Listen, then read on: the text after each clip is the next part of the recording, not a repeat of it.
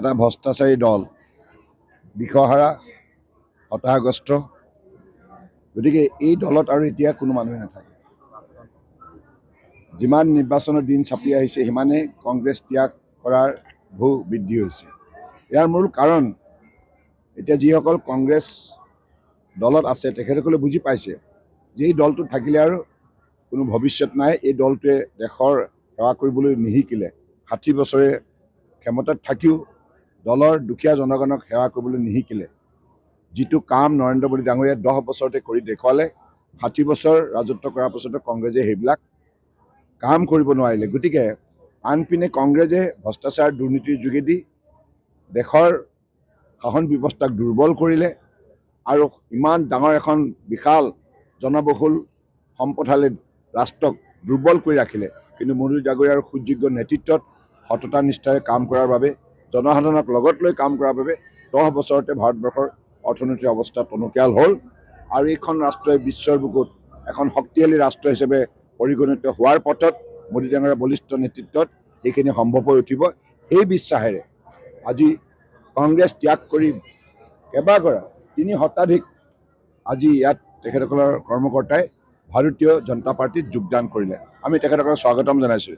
Dibrugarh municipal কৰ্পৰেশ্যনৰ এগৰাকী councillor, হয়নে? 10 number ৱাৰ্ডৰ নামটো নাৰ্চি আহমেদ ডাঙৰীয়ানী আৰু আনপিনে কংগ্ৰেছৰ জ্যেষ্ঠ নেতা ৰঞ্জিত চেতিয়া ডাঙৰীয়া। এনেধৰণে তেখেতসকলৰ সমৰ্থকৰ সৈতে প্ৰায় 300তকৈ অধিক আজি তেখেতসকলৰ নেতাকৰ্মীয়ে ভাৰতীয় জনতা পাৰ্টিত যোগদান কৰে। আমি তেখেতসকলক স্বাগতম জনাইছোঁ। আমাৰ এটাই লক্ষ্য, ভাৰতীয় জনতা পাৰ্টি সদায় দেশৰ বাবে, জনতাৰ বাবে নিষ্ঠাৰে সততাৰে সেৱা আগবঢ়াই আহিছে, সেৱা আগবঢ়াই যাব। বহুত উৎসাহেৰে যোগদান কৰিছোঁ, কিন্তু আজি ভাল পাইছোঁ যোগদান কৰি।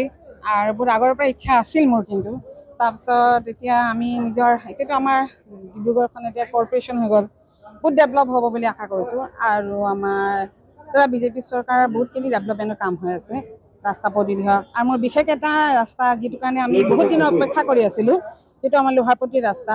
সেইটো আমাৰ MLA ছাৰে সেইটো মোক কোৱাত তেখেতে ৰাস্তাটো বহুত দিনৰ পিছত বনাই দিলে মোক। গতিকে তেখেতৰ সেইবিলাকৰ প্ৰতিও মই আকৃষ্ট হ'লোঁ আৰু তেখেতক বিশেষ বহুত ধন্যবাদ দিছোঁ তেখেতক।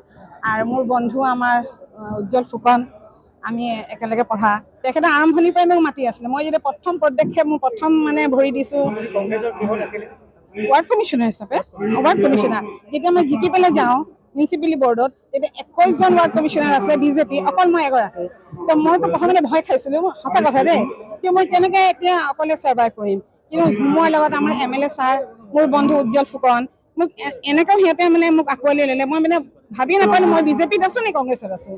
গতিকে সেইবিলাকৰ প্ৰতি আকৃষ্ট হৈ মই আজি বিজেপিত যোগদান কৰিছোঁ আৰু মই বহুত সুখী। আৰু মই ভাবোঁ যে বহুত ভালকৈ মই আগবাঢ়ি যাম। কিমানগৰাকী আপোনালোকৰ যোগদান কৰি 100ৰ ওপৰ। আৰু থাকিলে আমাৰতো ঈদো চলিছেতো, ঈদৰ নেক্সট দিনাখন আৰু আছে বহুত মানুহ, গোটেই ৱাৰ্ডেই হ'ল বুলি ক'ব লাগিব। মই মোৰ ফালৰ পৰা ভাবোঁ আমাৰ 10 নম্বৰ ৱাৰ্ডৰ সকলোখিনিয়ে যোগদান কৰিছে। দিলোঁ, ৰিজাইন দিব লাগিব, দিছোঁ, ৰিজাইন দি যোগদান কৰিছোঁ। মই আমাৰ ৱাৰ্ডৰ ডেভেলপমেণ্টটো খুব বেছি মই ইম্পৰ্টেঞ্চ দিছোঁ। আৰু মই ভাল পাওঁ তেখেতৰ কাৰ্যকলাপবিলাক। আমাৰ ধৰক আমাৰ ৱাৰ্ডৰ এইবিলাক হ'ব যে আগবাঢ়িছে বহুতখিনি কাম কাজ, এইবিলাকৰ কাৰণে বিজেপিৰ পৰা আকৃষ্ট হ'লোঁ। মই প্ৰথম দিনাখনৰ পৰা আকৃষ্ট হৈছোঁ, কিন্তু এইটো মই সঁচা কথা কৈ দিছোঁ।